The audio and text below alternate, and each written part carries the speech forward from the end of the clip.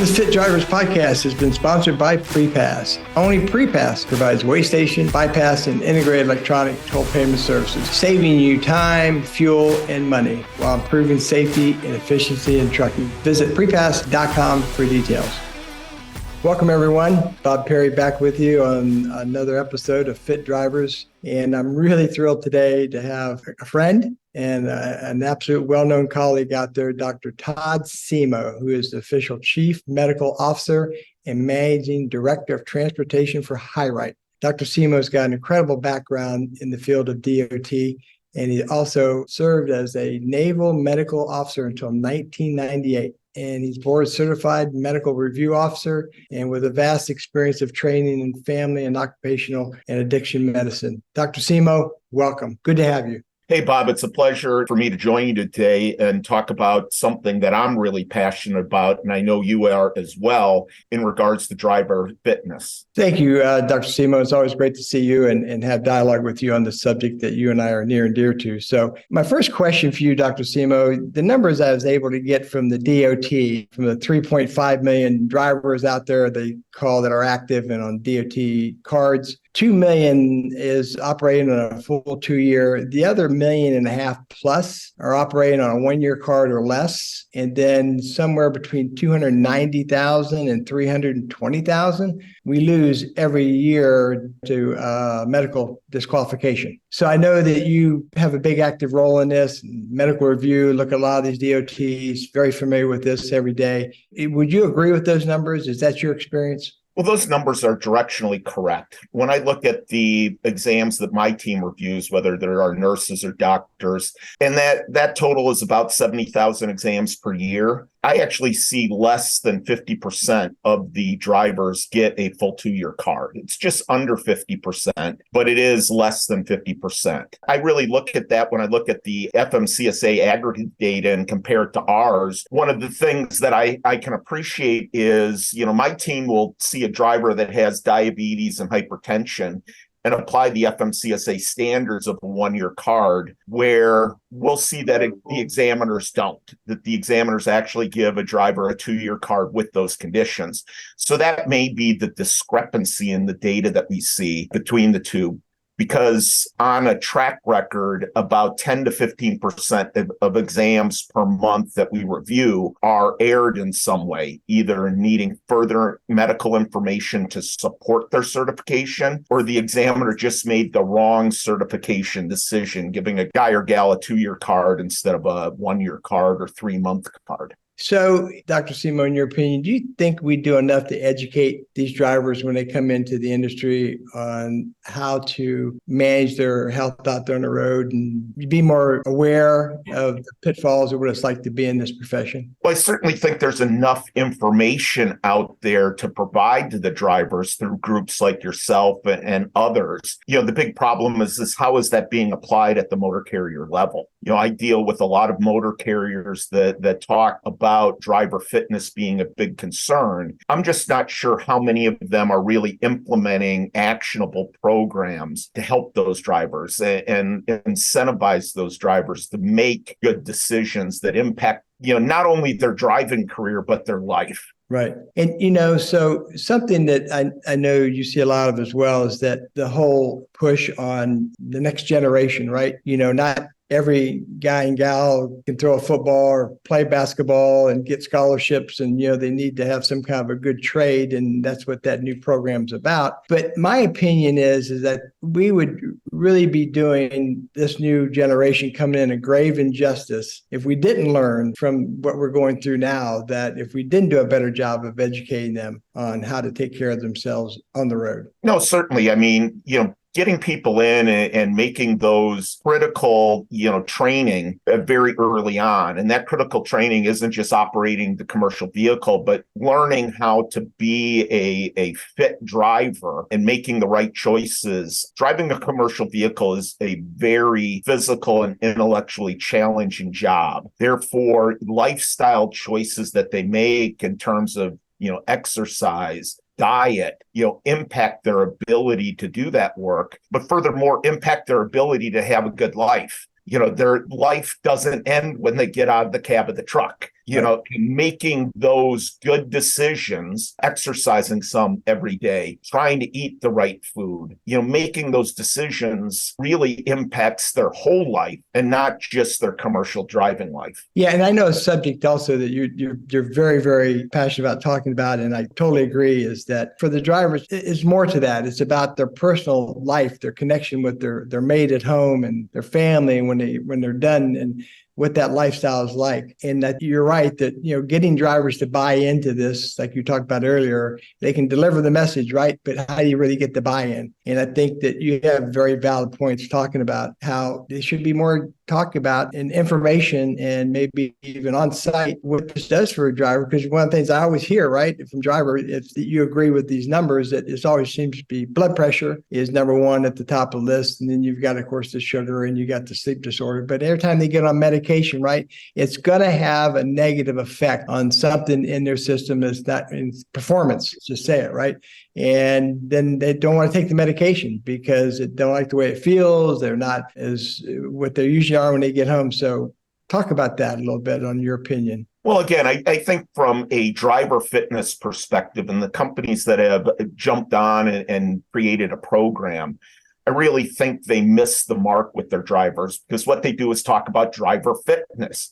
You know, we started this talk with going about driver fitness, right? But it's above being driver fitness, and it's just, we should drop the driver from it and say, this program is to allow you to be fit. This program is to allow you to interact with your loved ones in a meaningful way. This isn't about squeezing the life out of you to get you behind the wheel of the truck to move another load. We're putting this program in place to help you just be better from a health perspective. It seems like everybody will all live long enough that all of us will be on some sort of medication, right? But making healthy choices early on allows you to put that time off, to all of a sudden start that hypertension medicine when you're in your 70s, not your 30s, and to be able to, you know, interact again with your loved ones in a meaningful way, whether it's playing with your grandchildren or being intimate with your significant other. Those are the things that the motor carriers need to talk about, not about, are you getting a 1-year card or a 2-year, because we don't accept the 3-month card. It's trying to get them to understand that this is about them individually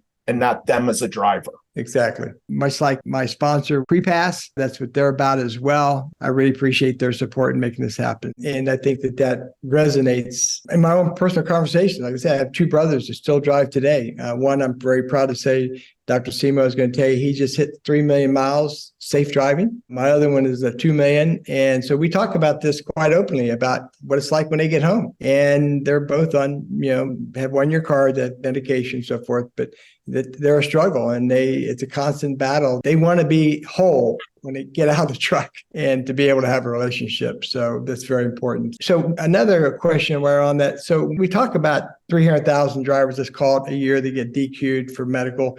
What do you think is the highest that you've had experience with, that when they say disqualified for medical reasons? Is it because they just can't manage their blood pressure, their sugar, and so forth, or is there other extenuating medical issues that cause that? Well, I think it's not one single issue, right? You know, when you start looking at vascular disease, you start looking at that there's hypertension, there's diabetes, you know, that's associated with being obese. So all of this is kind of a continuum. It's not one silver bullet that if we made hypertension go away, those 300,000 drivers would still be fit for duty. It's more about looking at the body as a whole and trying to mitigate vascular disease, whether that's hypertension, whether that's obesity, whether that's diabetes, whether that's obstructive sleep apnea. It's all of those things kind of balled into one that is the primary disqualifying factor. And it's also the primary factor why commercial drivers live about 15 years shorter than the general population. Yeah. Well, in my last podcast, I had on the 2 researchers from Virginia Tech Research Institute. They did really a good job, and they talked about drivers that have these health issues that go untreated are at higher risk for incidents, and clearly drivers who are under treatment are safer drivers. That's a given, and that's actually intuitive, right? And we'll just extrapolate that to life, which I've been doing a great deal here. You all of a sudden have all of your, blood vessel disease problems that all these fall into. If you don't treat it, you're not able to perform your normal life, albeit your commercial driving life. And if you're able to control those, you're able to perform in your normal life as well as your commercial driving life. So again, the two are interrelated. And I believe that the drivers really need to hold themselves accountable to say, what do I do to have a good life? Not just what do I do to be a driver? What do I do to move the next load? What do I do to have a good life? And then using the driver shortage to their advantage, company, what are you going to do to help? That's a continuum. And I think it needs to come more from the grassroots level of the drivers wanting a program, demanding a program, and then the motor carriers can assist them. Right. Well, that's a great segue into my question for you that I really have been wanting to ask you about. So if you look on the CDC website, you talk about long haul drivers, it says one of the most dangerous jobs to one's health that you can be involved in because of the job duties, right? Comparing that to, let's say, professional football players, they've changed the concussion protocols, are a lot more intuitive to that because of what has happened. So my question is that whenever you work in a job, an environment that can be very detrimental to one's health, because athletes want to play, drivers want to drive at the end of the day, right? So don't we all have share responsibility and help and protect them from themselves, offer programs like you talked about? Certainly. When I hear that question, drivers want to drive, players want to play because there's an economic reason for them to do so, right? Those players are getting, paid to play. They're not getting paid to sit on the bench. Those drivers are getting paid to drive, not to sit at home. So, certainly there's that economic incentive coming from the player and driver level. I go back to my last comment. Drivers need to be accountable to themselves. Drivers need to know that if I make bad choices, I may not be able to drive. So therefore, how do I make good choices, not only to drive, but to live well? I want to live well. And if I live well, I can drive well. With the drivers all of a sudden coming up and demanding programs for fitness, programs for diet, and them coming together and asking the motor carrier, hey, we need this. Right. The motor carrier then should be able to respond to engage different organizations to help them put a program together. When it comes from just the motor carrier down to the drivers, I believe the drivers have traditionally been resistant to that. Because as I've said before, the commercial driver is the last cowboy and cowgirl in the world. They're their own person. They're out on the range every day, i.e. the highway every day, being their own boss, doing their own thing. So they're that last kind of cowboy, cowgirl. So them having the company come in saying, well, you have to lose weight and you have to do this and you should eat this. It's not going to resonate well.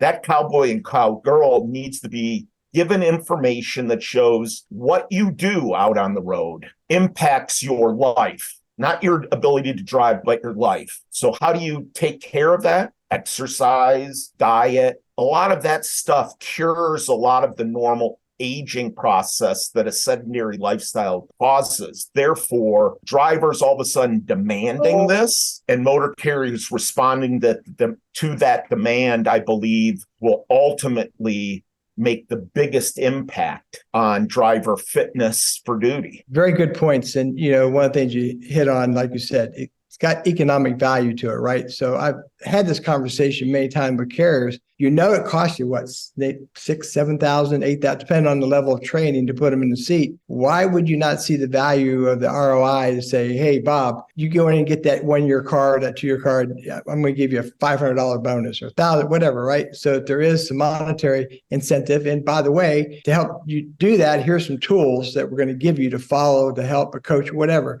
But if you do those things, it's and not only protecting your livelihood, but we're going to reward you financially. And they look at me sometimes like I got three heads, that they just are so on the old system that I lose 5 today, get me 50 more in here that I can recruit, and hopefully I can get enough to replace those 5. No, it's certainly a valid point. And again, each motor carrier has to look at, what their program looks like, what the cost of attracting talent, training talent, all of that, right? But again, I think the education needs to be centered towards the driver, and again, towards the driver and ability to live well, not just drive well, but to live well. Because if you live well, you drive well. Well, and you said also, too, I wanted to highlight that we all have responsibility for our own personal health, right? We got to take account for it. But like I said, when you work in an environment that could be very detrimental, I think it's important to explain that to them, give them the tools when they're coming through, and hopefully they take advantage of it. If they don't, well, then, it's on them at that point, but at least they're trying to make a step forward. Well, Dr. Simo, always good to talk with you. I mean, a lot of great information there that we can disperse out. As you know, I'm a big fan of yours, that whenever I'm at an event, I get to hear you talk because you deliver